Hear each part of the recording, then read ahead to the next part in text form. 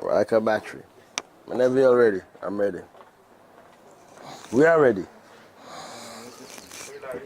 Yeah, I put a pen. Okay, right there. The marker is there. All right, welcome everybody to today's queen rearing and field trip live here in St. Lucia, and welcome to all our followers and participants throughout the region and internationally.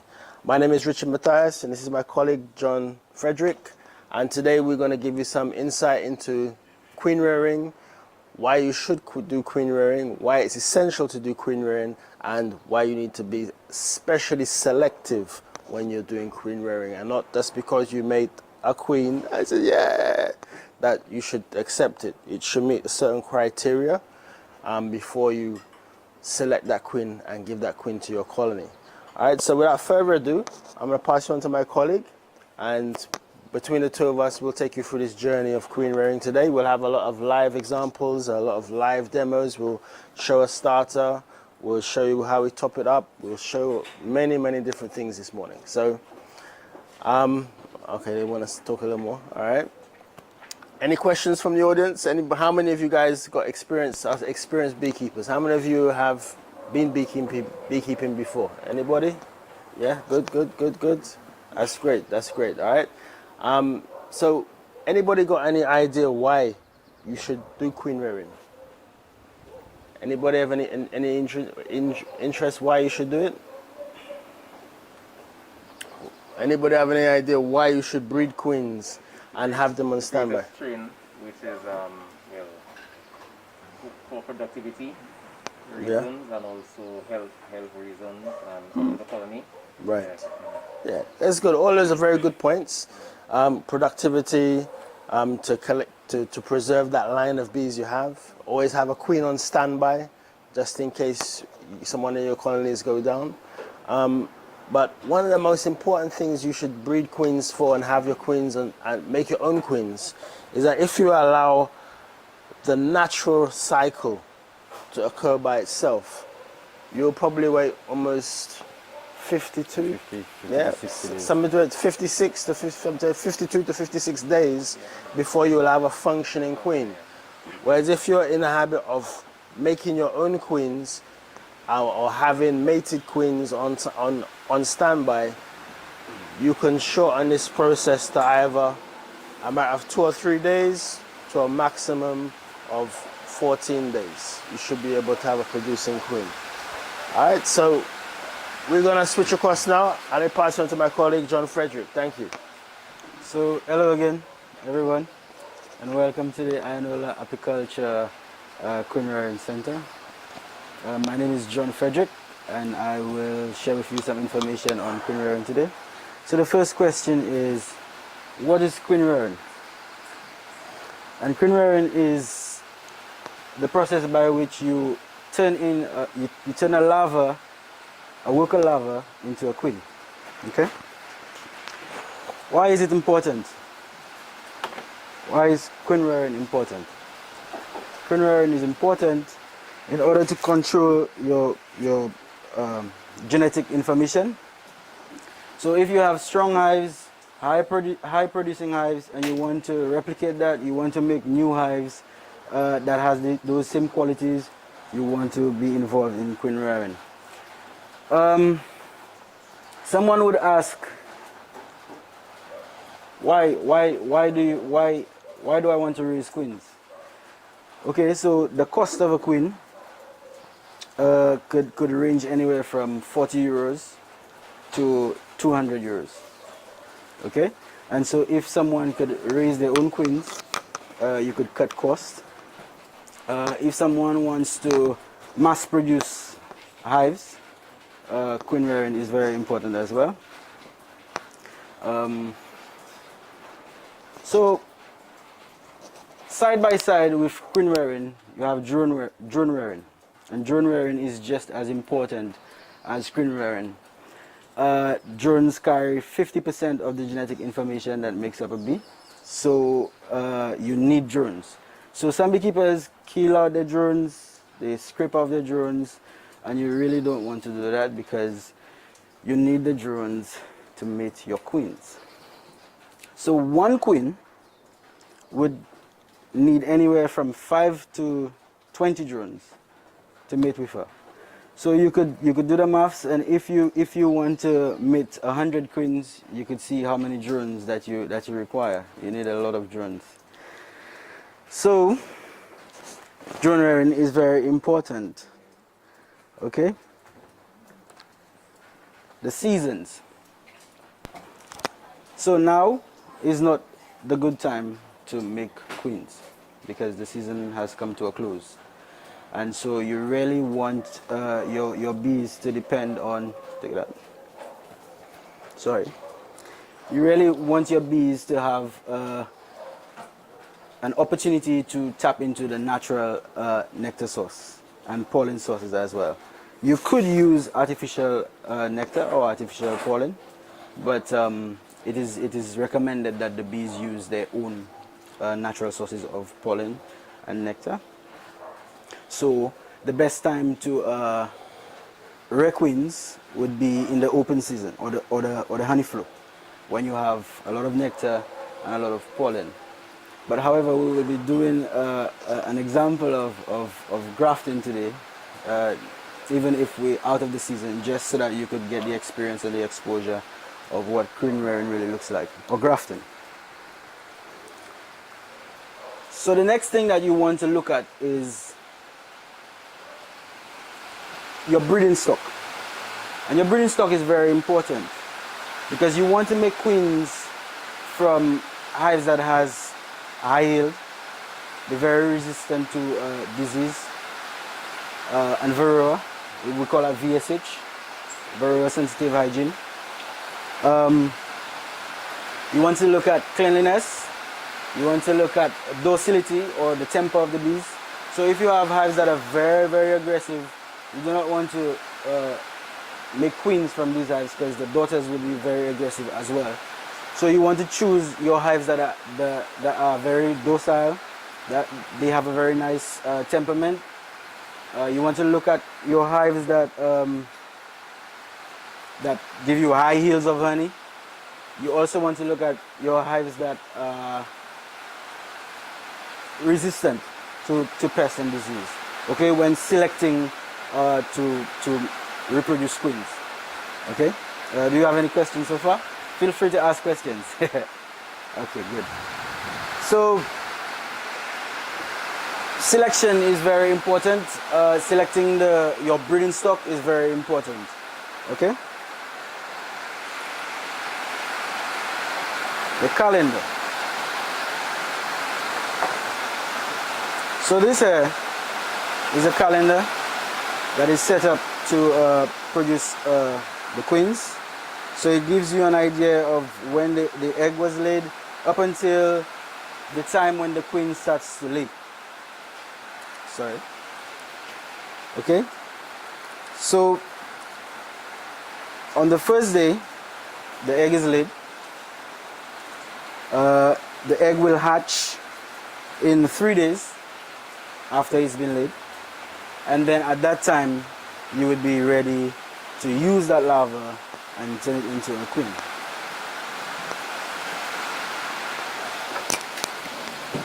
So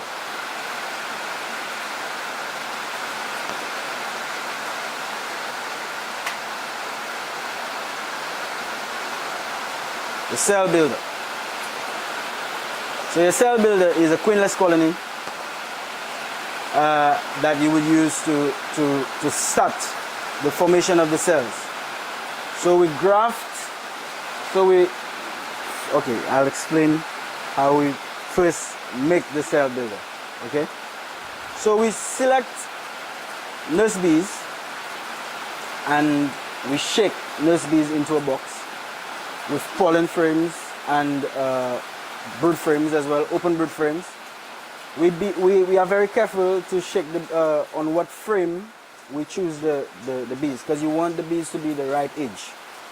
Okay, so it has to be bees walking over open brood.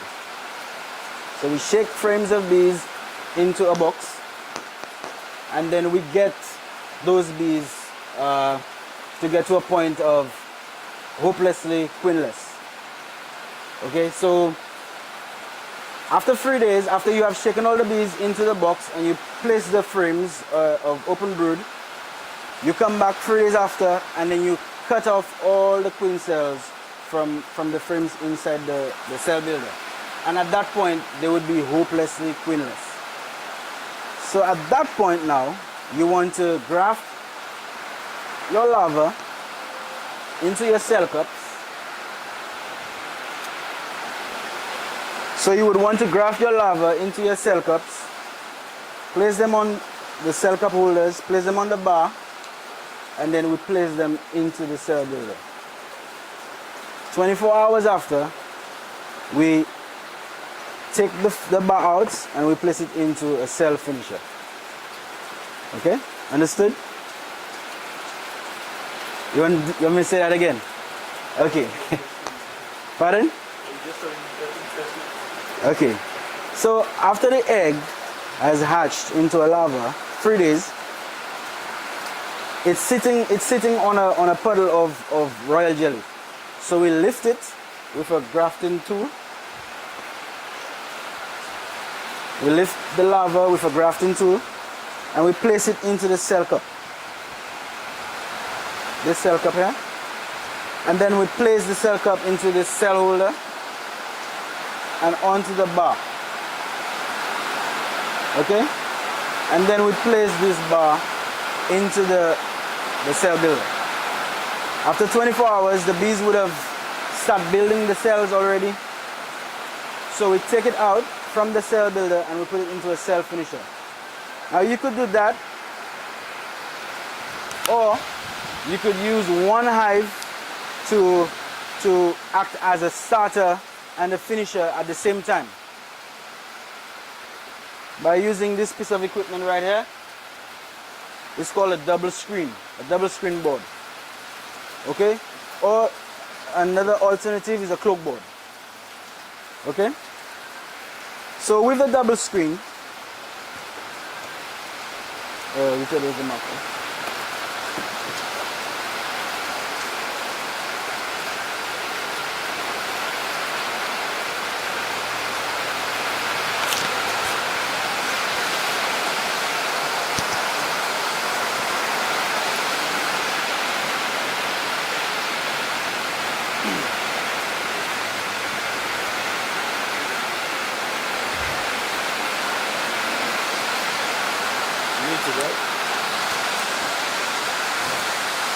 Okay, so assuming that is a hive. Okay, so that's our double screen right here. So what we do, we send up we take the queen from the bottom and we send the queen on top. Okay, and we saturate, we put our graft into the bottom box. After the 24 hours, we invert the box. So after 24 hours, you take out the graft, you take your graft from the bottom box and you bring it up into the second box. You remove the double screen board and you put a queen excluder and you shift some uncapped brood on top along with some pollen. And then you let the cells finish for another... Why do you put the queen? Okay, so when you shift the queen on top and you put the double screen board, those bees down there that are coming in, the field bees, they will realize that they have no queen. So they will want to make a queen. Okay, and so you have provided them with the cells, the cells, the larva that you have grafted into the cells, you have provided them with that, so they will start building the cells out. Okay, so after 24 hours, you remove it from the bottom because the bees would now shift their focus a little bit. So you want the nurse bees to keep focusing on that graft. So you're going to take it out from the bottom, you're going to bring it on top along with some open brood just to encourage more nurse bees to be around that graft. And you bring the queen back down. Okay? That's understood? Say that again, please. Yes, you put the queen excluder. Could anybody say why the queen excluder? Yes. And if the queen goes up, what happens? It will destroy the graft. Okay? Let me ask you, just out of curiosity, if the queen is at the bottom and it doesn't have the double spin board, say, brood at the top with the milk cells of the like the queen at the bottom, no? No, the double screen board, all it does is it allows temperature to filter through the hive. Okay? But the bees cannot touch each other to exchange, they can't communicate. Okay? Because the screen is there and is there. So the distance is too much. The bees cannot touch each other to communicate. So they think that they're queenless. Okay? Now there's many ways you could use the double screen board. I'll show you another way in a little bit. After you take the double spin board and you have the extruder, will the bees at the top move to at the bottom? Yes, yes, they will. But the reason that they won't come back down is because you have brought all the open brood upstairs. So even if they know they have a queen, they'll still build The nurse bees will still come up because they have to keep the brood warm. on one here, but the queen cell on top. They'll still be inclined to build the queen cell? Yes. Because as long as you separate the queen from brood, they will want to make queens. Okay? Understood? Yeah.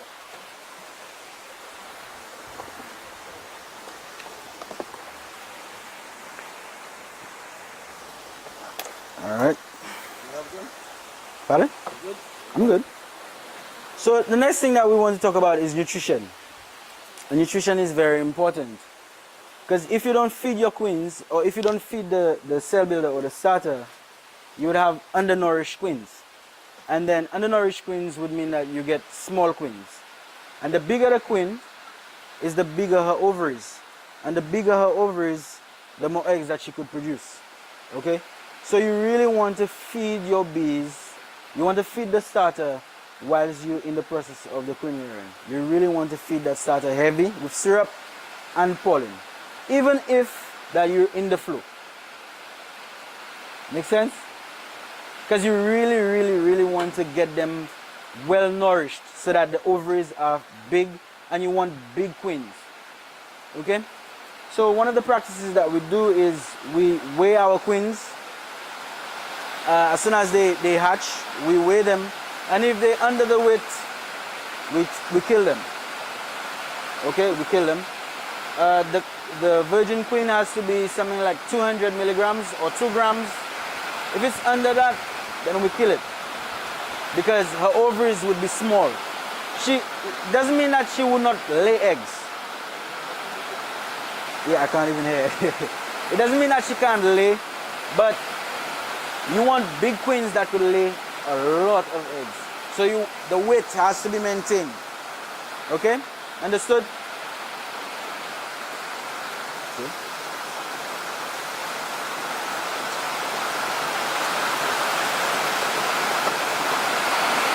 So after you have found your virgin queens, you now want to mate them.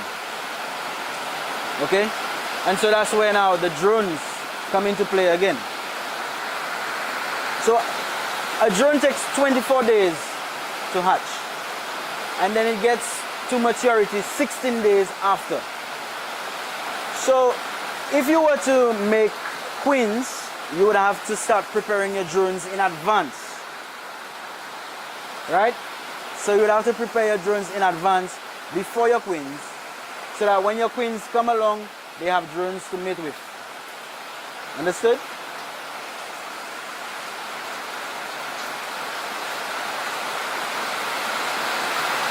Okay, so introducing the queens now.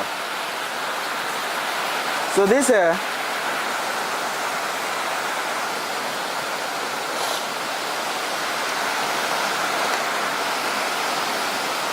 is a mating nook. It's a small colony of bees because you don't want to risk a big colony of bees just to mate one small queen. So you put bees in a small box, a small amount of bees to mate a queen. And if she doesn't mate for many reasons, then you could just replace it again. But you don't risk a big hive to mate queens.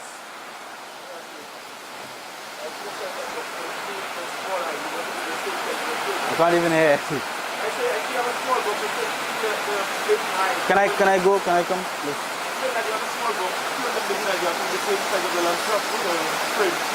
Oh, okay, okay. Yes, you can. He was asking that. You can hear me? He was asking that with the big frames, if you could use the big frames to mate the queens. That's what you're asking? Yes, you can. You could just you could use a divider board. So you could use your same standard 10 frame box and put a hole and put a divider board. So you could use 4 holes. So you could divide your 10 frame box in 4 chambers, and then you could mate queens in these 4 chambers. Did I answer your question? So introducing your virgin queen. A virgin queen is very difficult to introduce because it doesn't have a scent. Okay? Whereas a mated queen already has developed a scent because she's mated.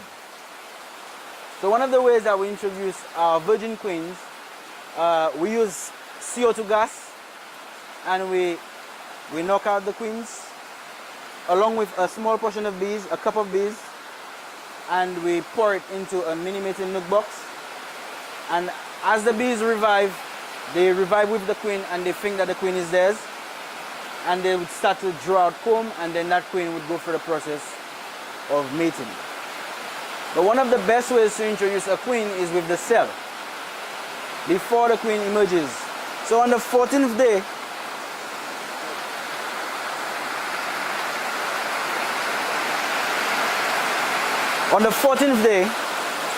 after the egg is laid, you would take the cell and place it in your queenless colony, and that virgin queen would hatch, and then they would think it's theirs.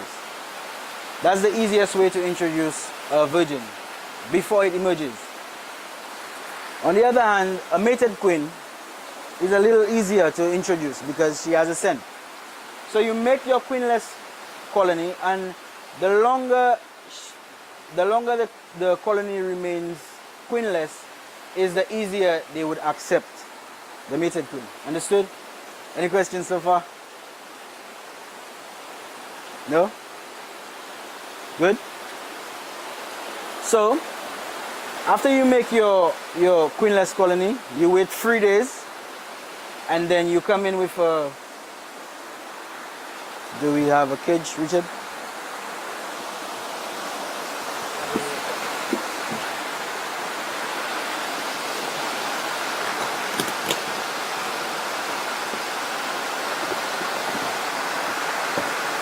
I have one in the vehicle. So you place, your queen is in a cage. After 3 days, you come in and you put some lemongrass oil into the box, and you place the queen cage without the workers, without attendants. You take off the attendants and you leave the queen by herself, and you place her into the queenless colony. After 3 days, you come and you have a look. If she's alive, you release her, the bees would accept her. If she's not alive, then you do the process over again. Okay? Understood? Yes. Yes. So the lemongrass, she was asking the purpose of the lemongrass. The lemongrass is just to mask the scent in the hive, just to change the whole smell in the hive, in the atmosphere, so that the bees get confused somewhat. So they would accept the queen much easier. Okay, but it doesn't always work. Alright, but it's a good thing to do. It's a good practice. Okay?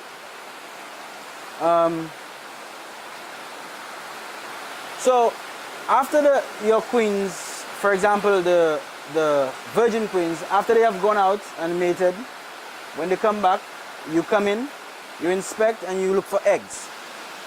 Okay? And that's a sign that she has been mated. At that point, we would like to mark the queen.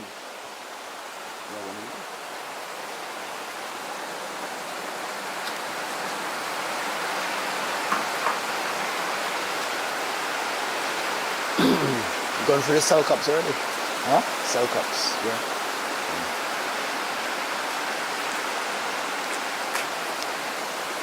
Sorry about the rains, guys. Showers of blessings. So it's baptizing our Our Okay. session. So that's a disc. The numbers are from 1 to 99. And we take a number, a random number. We use a plunger. So we put our queen in this. This is called a plunger. So we lock our queen in this plunger. We select the number that we're looking for. And we use super glue. No, super glue gel. Super glue gel. It has to be gel. Okay? So we use super glue. We put a dot on the thorax. And we place the number on the back of the queen. Okay? Anybody knows why? Any suggestions? As long as she lives. The glue holds quite well, so it should stay for, I mean, we keep queens maximum 2 years. Maybe we probably swap out our queens every year and a half. Every year and a half. Alright, so we don't really keep queens that long. So, I mean, but it should last out, once you affix it properly, it should last the duration of the queen's lifetime. It should last for more than a year at least. Alright, So the numbers on the queen's back is for easy identification and for traceability as well. So for instance, if your hive swarms and you find a swarm in a tree and you happen to find the queen, you happen to locate that queen, you can look on her back and see the number, and that number would correspond with the number on the box.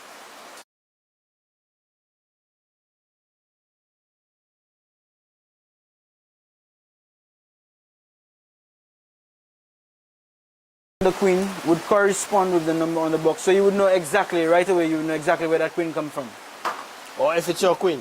or if it's your queen. Alright. Okay. Another way that we mark our queens is by using the pen. So the same way again. So we lock the queen, and we use a pen, the color for the year. The same way the numbers has colors for the years as well. So we put a dot on her back. Okay. Any questions? Yes. Yeah. Wanna look at it?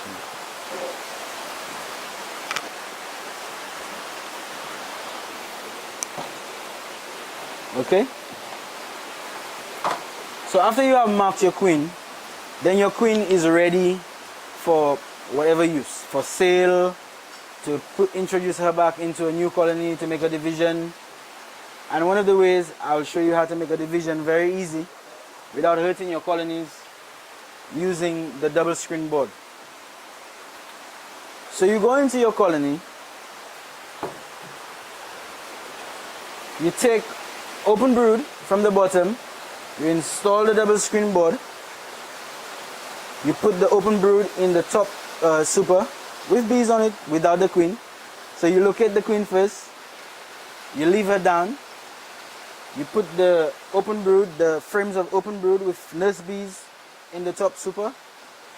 You put the queen cell, the virgin automated queen in there. Well, in the case of the virgins, then she would have to mate, or the cell, she would have to mate. So you come back the time when she's supposed to be mated. If she's not mated, all you do is you slide out the double screen board out, and the hive is one again. Understood? I'll say that again. So remember, when you're trying to mate queens, you're trying to slim down the risk of you losing bees as a beekeeper. Understood? Okay? So instead of putting bees into this mini mating nook, or taking a separate box and putting bees in a separate box, you could just use your hive bodies to do the job by using the double screen board. So remember, the double screen board allows for temperature to go through the hive, okay? And the scent, it would maintain that same scent, but the bees just cannot communicate.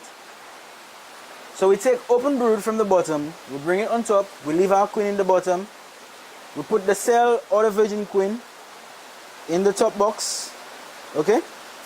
And then we come back when she would be laying.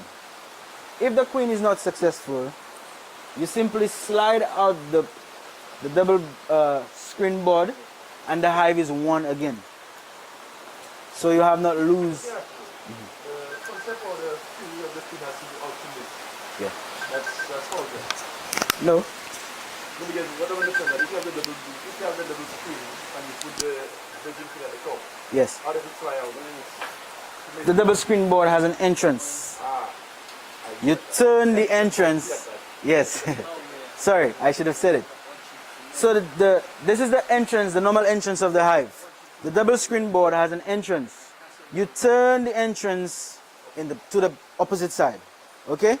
So those nurse bees, when they graduate and the virgin queen is ready to mate, she would come out for the back and she would come back. Okay? When she has been mated. So if the mating process is not successful and you want to re-establish the entire colony back again, you just slide out the double screen board, or you could choose to put another queen. When that queen is mated, all you do is you take out the top box and you have a colony already, and you put a cover on. The only thing I find is that method, once maybe do this thing well, you get in the colony, but you run the risk of not being able to have it uplift and for the season as well. Okay, well, yeah, well, that's something else. So whether or not you still put the double screen board like a full case, that be. yes, you can. Yes, you can. What I'm saying is that you take out the super in that case. Yes, you can. You could have a honey super there. Yeah. The whole idea is to bring the brood up. Yeah. Okay? Yeah, yes, you can. And it's not for a long period of time either. What I'm saying is that when the scenario is was two boxes. and Yes, yes, yes. When the queen make you go the top, Yes. so you think that you have to put a new box to start building the queen. You understand what he's saying? What he's saying is that method, it would prohibit you from getting honey if you're looking at honey.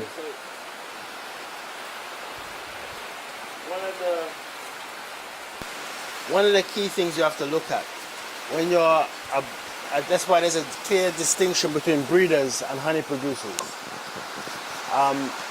If you want to be a honey producer, you need to dedicate 1 or 2 hives to queen rearing. So this is not a production hive. Alright, this would be a hive you dedicate for a special task. Alright? Your production hives will be doing something else, and they'll be doing the normal activities. But if you want to rear queens, you need to dedicate at least 2 or 3 hives to the process. Alright, so you gotta take honey production out of your mind when you're looking at that process. Alright? So honey production shouldn't really be an issue. If you're focusing on queen rearing, you're focusing on queen rearing, and that's what you need to. That hive is working on that. You have to accept. Exactly. You have to accept the fact that that hive is not gonna be in production for at least a month or 2, or whenever you decide to do your queen rearing activity. So production shouldn't really be a thought at that time. All right. Yeah. So the queen, we have a draft now for the win. I said we would have to be drafting now because my presentation is on. Yeah, but you want to graph now? Yeah. Okay. Well, the next step we want to start doing some grafting, but let's talk about the grafting bar a little bit, and we just wait for the rain to precipitate a little bit, to dissipate. Sorry, a little bit, so we can push it. Or we can take a break at 9:30. Okay. Let's take a break at 9:30. Hopefully the rain should give us a little ease, and then we can progress onwards. All right. Okay, so we'll do a recap, and you could ask me questions if you're not sure on everything again. So we looked at what is queen rearing, and queen rearing is the process by which you turn a worker larva into a queen. We looked at why is it important to practice queen rearing, and we said that it is important to maintain good genetic traits in your colonies, and you could also mass produce hives by indulging in queen rearing. We said that. Why do you want to raise your own queens? So we looked at the cost of queens, the cost of queens for a beekeeper, and we said that the cost of a queen could range from anywhere from 40 euros to 200 euros, depending on what you're looking for. So the beekeeper could really, if he's into queen rearing, he could cut costs a lot. Thank you. Thank you. We look at drones, and we said that drones carry 50% of the genetic information that makes up a queen. So killing drones is not an option. You really want to keep your drones. One thing I didn't touch on is how to get your bees to make drones. Okay, so you could confine your queen with a excluder board. So you have an excluder board, we don't have one here. But basically what it is the bees could filter through, but the queen cannot come out. So you place a drone comb in your brood box, you place the queen on the drone comb, and you cage her. And you leave her there for 24 hours. She would have started laying into the comb. Because of the cell size, she would not lay fertilized eggs, she would lay unfertilized eggs, and that will turn into drones. So after she has laid those eggs, and those eggs has been hatched, then you take it and you place it into your drone bank. Our drone bank is somewhat almost, it's similar to a cell builder, because queenless colonies hold drones for longer periods of time. Okay? A colony with a queen would cause drones, they would drive out the drones, because drones are very expensive to maintain for the hive. So the hive cannot keep a large amount of drones, because those drones would bring down the resources of that hive tremendously. So you want to... Everybody understand why the drones will do that, right? Everybody understands that? Right. So you want to keep your drones in a queenless colony, because that queenless colony would keep those drones for a longer period of time. Okay? And you feed them heavily, because drones take up a lot of resources. Okay? We also said that when planning to make queens, we make our drones in advance, because the drones take 16 days. After the 24 days they take to hatch, they take 16 days to get mature, to get sexually mature. Okay? So you plan ahead. The first thing you do is you set up your drones, and then after you make your queens. Okay? I'm just gonna grab 2 queens. Yes. To make them up. Yes. All right. So we looked at selection of the breeding stock, and we looked at what to look for, and we said that temper is one of the things that you want to look at. So you don't want bees that you cannot work with. You don't want aggressive bees. Every time you go in the bees, it's like they sting your neighbors, they sting everybody, they sting the dogs, the cats, everything. So you don't want that. So you want calm bees, okay, nice to work with. You want to look for bees that are high in production, they make a lot of honey. Whatever it is that you're looking for example, royal jelly, propolis, and pollen, there are bees that make more of these things, okay? So there are bees that make more honey than anything else. There are bees that make more royal jelly than anything else. There are bees that make that collect more pollen than anything else. So for whatever reason that you breed in the queens, you choose these traits. You choose your queens for these particular traits. Understood? Okay? So you're looking at the temper, you're looking at how clean the bees are.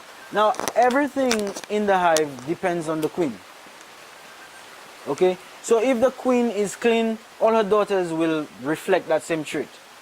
If the queen she's working hard, she's doing what she has to do, then the workers will do the same. Okay? So you really want to look at cleanliness. We call it VSH.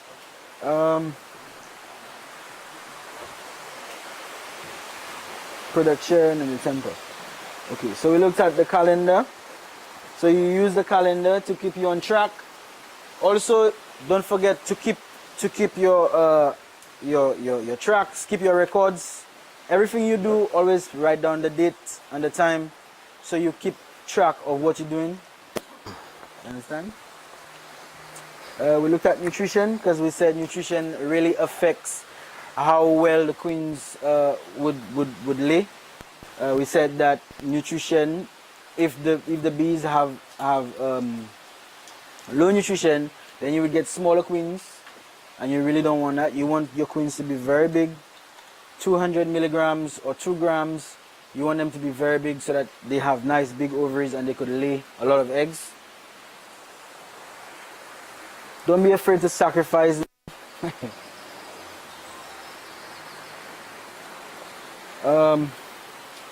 The starter.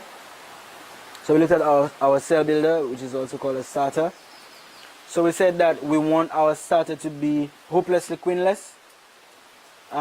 Bees normally swarm. One of the reasons bees swarm is because of what's the word? Pardon? Yes. So overpopulation would cause the bees to want to swarm. And so that's the same kind of idea you want to create in your cell builder. You want your bees to feel that they are overcrowded, okay? And they want to swarm. So you want to try to create that queue, okay? So you want your bees to create a queue that they want to swarm. And that's when you get good cells, you get good queens, when the bees themselves decide what they want to do. So to try to get them to decide that, you pack them up with nurse bees so that they feel overcrowded, and then that's the idea in creating the cell builder. We will show you a little bit down there in a little while. So grafting. So there are many ways that you could graft. You could graft with a piece of stick or a piece of wire. The idea is just lifting the larva, the 12-hour larva. It's floating on a puddle of royal jelly, and the idea is just lifting it and placing it into your cell cup. Okay? Now you want to prime your cell cup. You could prime it with water. Some people prime it with water. Some people prime it with royal jelly. We have some royal jelly. That's right there. So that's royal jelly. So we just take a little dab of royal jelly. We place it into the cell cup. If anyone's wondering how do we get the royal jelly, you could simply do a graft and sacrifice the queens and scoop out the royal jelly from the cells and place it in a container and put it in your freezer. So that's how you get royal jelly. Okay? Or you could buy it. Okay, so you prime your cells with some royal jelly or a little touch of water just to keep the larva moist. Okay, so that it doesn't get dry. It is very important when you're lifting the larva not to turn the larva around or bump the larva into the cell walls. It is very important because the larva has it breathes on the top surface. If you turn the larva when you're placing it back down, it will die because the larva breathes on top. So you have to lift it gently and place it down in the same way that you found it in the cell. Understood? Any questions so far? No? Okay. So we touched on mating, and we said that you could use the mini mating nook to mate your queens. You could mate your queens as you could do artificial insemination as well. Okay? So artificial insemination is a process by which the beekeeper injects sperm into the queen. Okay? But when you're making loads of queens, it is best to let the queens mate on their own. As well, you could get a hybrid vigor. And the hybrid vigor is when you mix two lines, when you take two lines and you put them together. So let us say, if you buy queens from me, and you put them, and let's say I live in Copper State, and you live in Beaufort, and you buy virgin queens from me and you make them Beaufort, you're going to get some kind of hybrid vigor because you have two lines crossing, okay, and they're very far away from each other.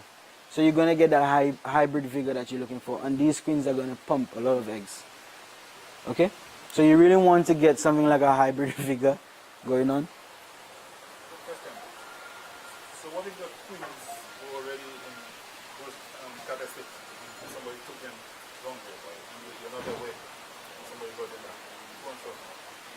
Say it again please. Okay, let us suppose that somebody, when you went to the south, Virgin queens, huh? Virgin queens.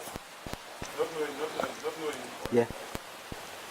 Some of the queens were already fantastic. And you're assuming them. You get the hybrid thing. Yes, you can get a hybrid figure as long as you crossing 2 lines. Okay? As long as you crossing 2 lines, you will get a hybrid figure.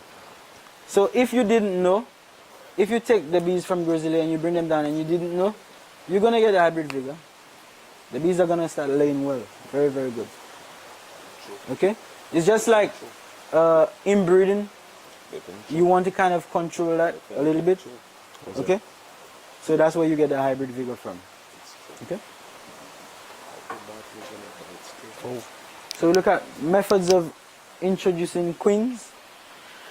And we said that the queen cell is the easiest way to introduce a queen because the queen cell would have hatched into the colony that you're trying to introduce it to.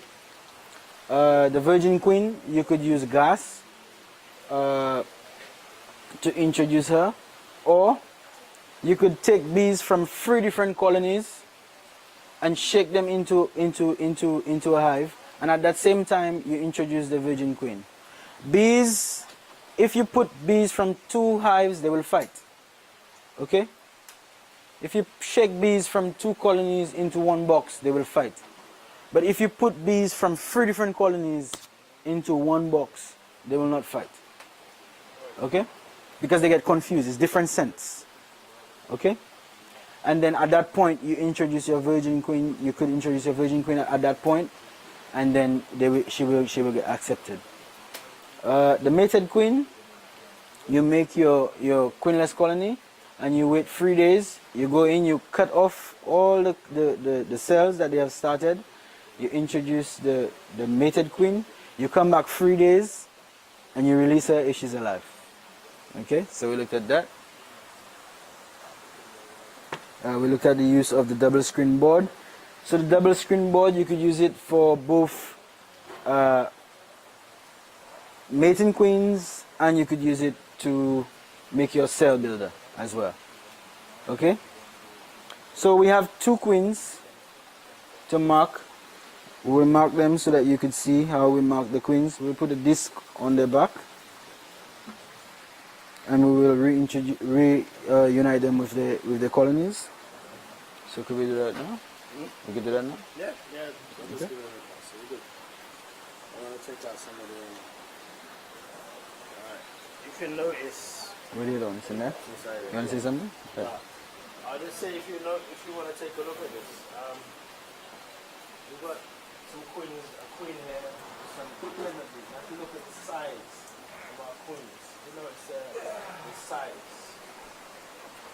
It's a little larger than this is what we're looking for. We're looking for queens that look like small submarines, torpedoes. I don't want these little toy queens. We want big queens. See, she's been in that cage for a couple of days, so she might have lost a little bit of her weight. But once we look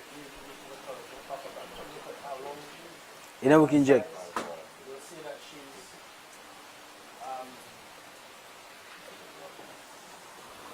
that's the kind of size queen you're looking for. Anything underneath that, you're wasting your time.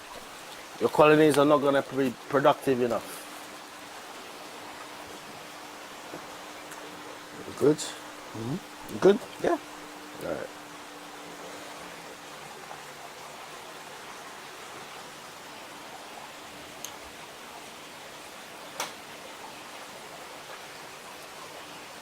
Please don't open it. What is that queen? Oh yeah. She's about a year old. Yeah, she's about a year old.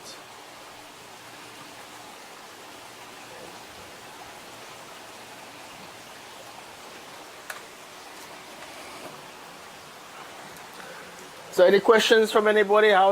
Any questions? You've learned anything new, or it's all been a good refresher?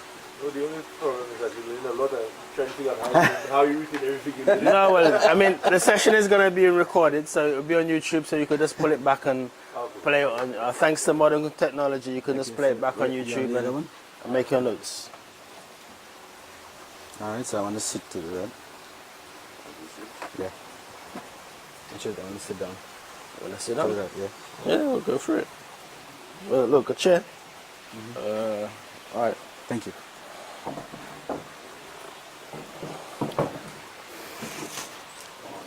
All right, so you may have to come in a little closer, Richmond.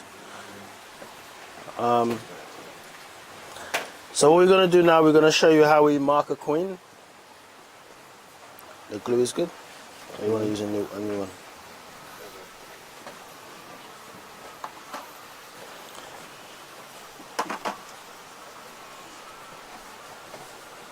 Okay. So the queen is in there, in the plunger. So we just have to try to get the workers out.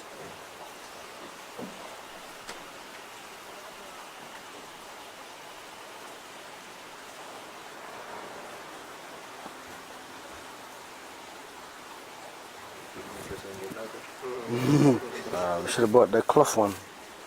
Yeah, I should have brought the cloth one. the holes are wider. The holes are a little wider. Okay. So you bring the plunger up, you set up your number. There you got the glue. And use it on. That one, not open yet. But that one is good. That's good.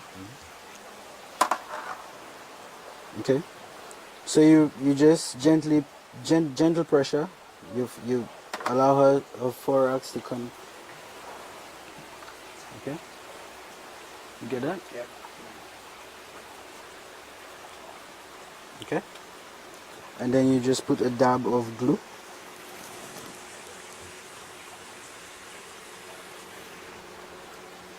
Cover that.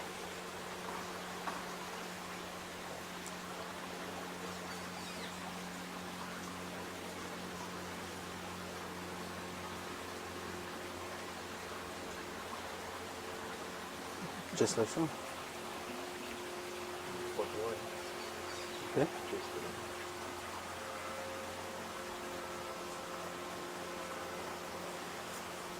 I guess that makes it a lot easier to identify when you go into the apiary as well. Huh? There you go.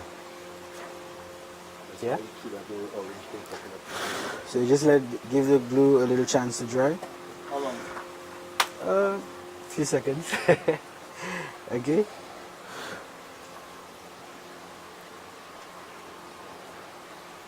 All right. There you go. Now, some queens would get a heart attack. As soon as you put them in the plunger, they would get a heart attack and they would just fall. They would just freeze like they unconscious. And what you have to do at that point is try to get her to the hive as quick as possible. So you just lay her down in the box, and the bees would tend to her, and then they would revive her. Okay. Yeah, I think I have a video of that I can post to this group where we were marking queens and the queen had a heart attack and we just rested her on the frame and within a few moments, you'll see, within 2 or 3 minutes, you'll see her come back to life and she's back as normal. So some queens don't like the marking process. Okay. We have one more.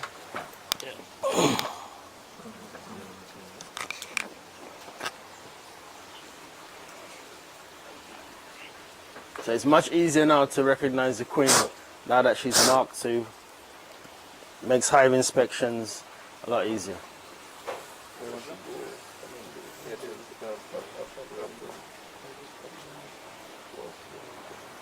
Oops.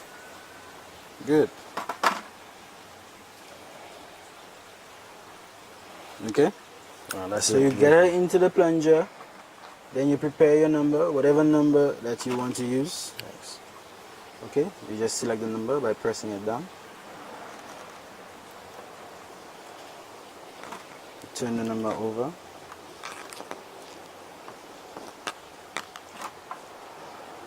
Get your glue. So you bring your queen up. Okay, just like this. Okay. Get the glue on.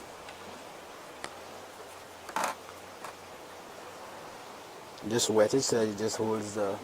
Yeah.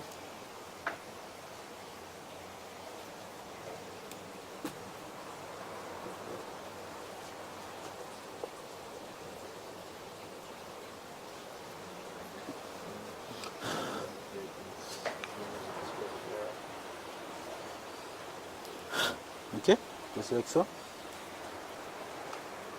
Okay. In the case of the pen, you would just open it and you would just put a dot on the queen's back. Right? I guess this one is most of this gets system, and the pen gets this one is color coded and has a Right. number. Oh shucks. Come out. Come out. Now with the pen. This one is stuck. It was stuck in the It's stuck in the groove. Yeah, on the plastic. On the plastic. Okay, for that one we'll give you the pen. Okay, so you bring her up. We should go back for another number because the glue it may not adhere. You think? That's true. Alright, let me do. So be careful when you trying to get the queen in position, because you have to use gentle pressure. Yes. Well, one of the things you could do if you want to practice marking queens is to use drones or workers. or workers. Well, the workers are a little smaller, but if you use drones, if you not have a need for your drones, you can practice on your drones. And Stay. Okay, good. Alright, so you just put a nice dot.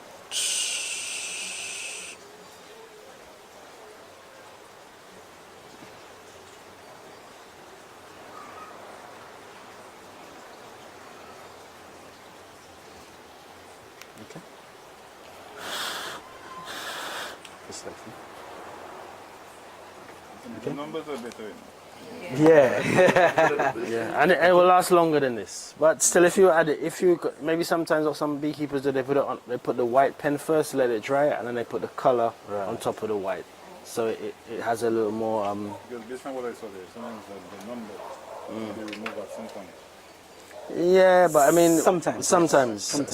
So you, But it's hard. yeah, sometimes. Okay. It's both ways it is. Because even the pen, sometimes it gets worn out. Yeah. Yeah. Okay? Have you ever had a case of you having two sets of records like that? The pen and the color? You mean on the same queen? Yeah. We've never done that. Unless you put a number and the color. Right. If you, yeah, but the space But is so small. the color tells you two things. It tells you the age of the queen as well. Yeah. So if you, let's say this year is red, the year that's coming is red. Yeah. So 3 years down the line, if you still have that queen, it would tell you that this queen is 3 years old. Yeah. You understand? So putting another color would really change that whole idea of knowing the age of the queen. Make sense? So maybe next year you can come with a green. Yeah, it depends on the colors. Yes. Yeah, green was last year. Yeah, last year was green. Okay. She's in already. Yeah. Alright, so that's it for marking the queens. So remember again, we said that marking the queens would let you identify the queens very easy. The numbers could tell you where the queen comes from if she swarms. If she swarms and goes to another hive. Right, that happens as well. That happens as well. Sometimes the cell builder attracts queens because of the demand for a queen, because the cell builder is hopelessly queenless. And when you have a cell builder in your colony, we always put a queen excluder on the entrance. Because any queen, any virgin queen, any queen that flies in that apiary, they will sense that vulnerability and they will come into the cell builder. And if you have a graft going on, the bees will just destroy your graft right away. One of the other things that could happen is if you, especially with vulnerable colonies or colonies that have a problem, maybe there may be a wax moth infestation or varroa infestation, and they sense there's a queenless colony available, they will go into it. One of the other things that you have to be very careful of when you're queen rearing, especially as we have both Apis mellifera and Apis scaletta lines in St. Lucia, the virgin Africanized queens are the most dangerous most heartbreaking things you could have, especially as when you're doing queen rearing, because a virgin Africanized queen, she will enter your hive, your colony, and she will just take it over. She will kill you. Or if you got a queen, a nice. Sometimes we've had this experience. Yes, we have beautiful breeding stock queens that we're breeding from, and a virgin Africanized queen just comes in, kills the queen, and takes over the colony. Take over the colony. So it's when you're breeding, especially as a breeder, if you're breeding specifically, you probably want to put the hive entrances with queen excluded, so that even though sometimes even we do that, the Africanized queen is sometimes so virgin, she's small. So they still pass. She can still pass through it. But it's one of those things you have to be mindful of. I mean, we've had colonies that are beautiful, that you can go and work with your short pants and your vest, and you can work the whole hive. And then we've gone in, maybe a week or two later, a virgin Africanized queen has entered it. The behavior is totally different. Totally different. Totally. The queen dictates the mood of the hive. All right, so this is one of the things why queen rearing is so important, because it allows you the opportunity to really manage the genetics of what you work with, manage what your workers do, manage everything. It's the most important critical process in the whole scheme of things as a beekeeper. So as Richard was saying, so if you have a very beautiful queen and your hive is nice and calm and she's a good producer and everything, and the Africanized queen suddenly enters, immediately the mood of the hive changes. Immediately she starts to release these pheromones, and these workers starts to get very aggressive. Very, very, very aggressive. So at times we've had hives that are very calm and nice, we work with them, and then suddenly one day we come to the hive to do an inspection, and bees are all over us, ready to eat us. And then when we look, a virgin Africanized queen. Okay? I guess maybe that's a good thing for the market as well, because if your bees are marked, yes. if you come and get So, and that's another way. Right. So that's one way you could know if that's the same queen. Okay? Sometimes a supersedure has taken place as well. And then you come and then you don't see the queen that you marked. Okay? So you know that's not the same queen. Okay? So It's about acceptability, the percentage of acceptability by the hives. acceptability with. Okay, acceptability in receiving new queens, because sometimes you notice the hive may not accept the queen, and they kill her off and make another. Yes. So what is the percentage to artificially Introducing the queen. Yeah.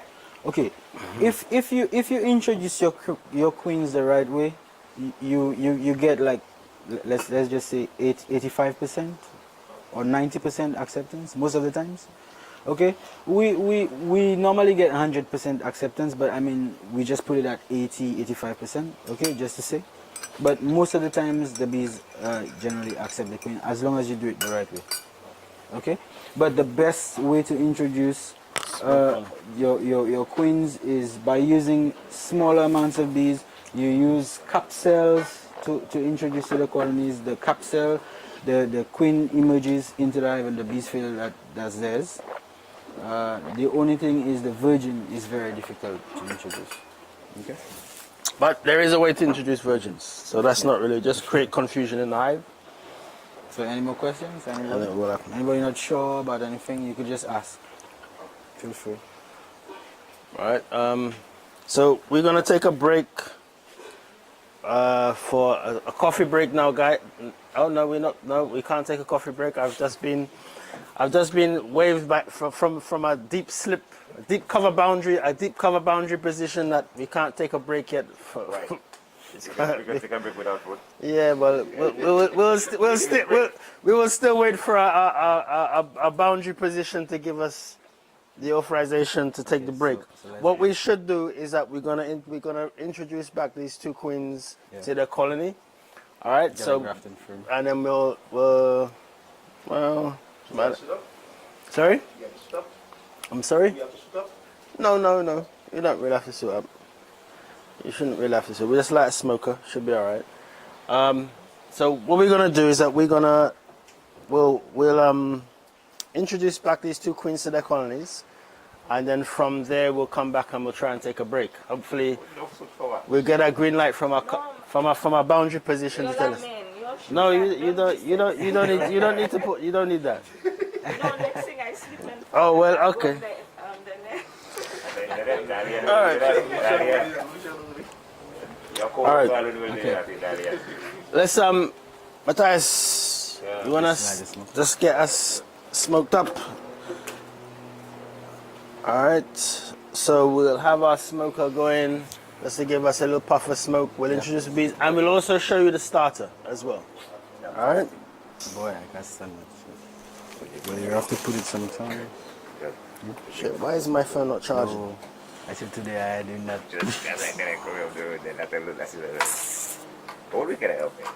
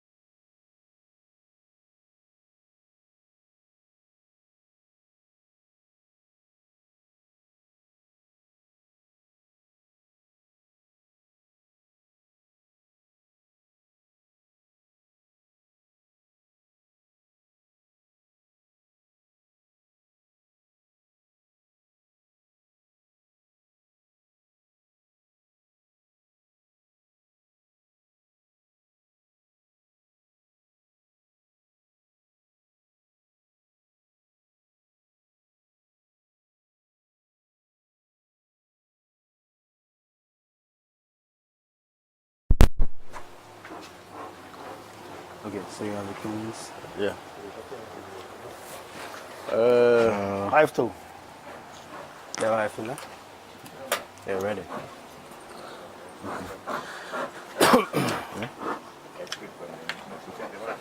No, these are nooks we took from Shabbat.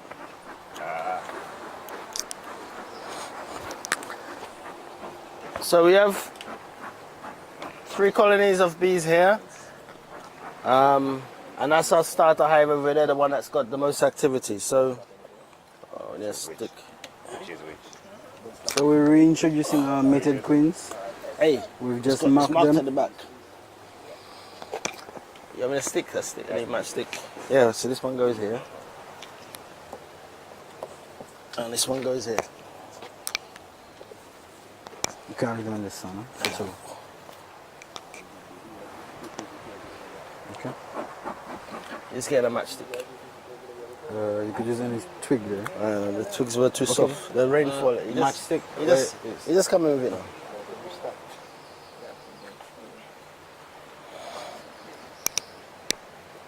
All right, so this is Queen A, and she's going in box A. So we've marked it.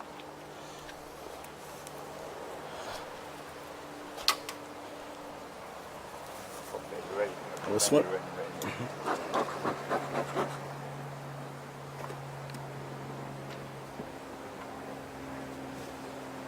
Put it between these 2 frames.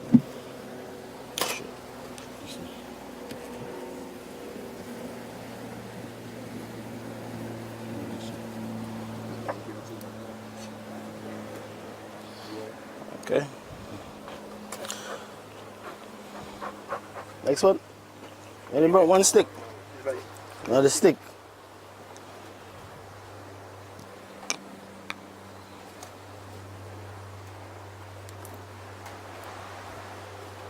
So these are mating nooks. We use 4-frame mating nooks. So at that point, we could choose whatever we want to do for our queen. We could choose to strengthen this colony by adding some more frames of brood and bees, nurse bees, or we could harvest the queen, sell it, or we could take the queen and introduce her to a stronger nook. Okay?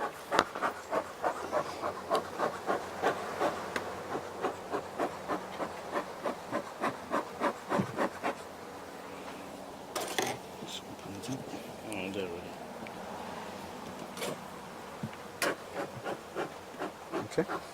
All right. So I think we're good there now, guys. So this is our starter colony over here. This is our starter colony here. When we come back after lunch, this is the box we'll be working from. And on top of here, we have some nice colonies that we're gonna probably graft from one of these 4 colonies here. All right.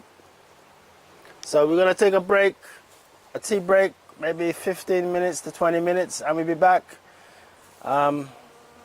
Y'all stay good, man. Peace.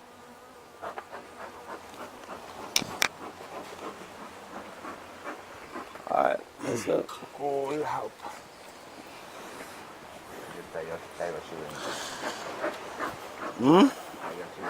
Tie my children.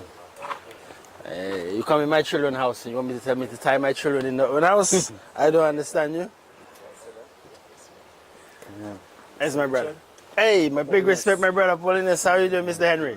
Good, nice to see you, man. Yeah.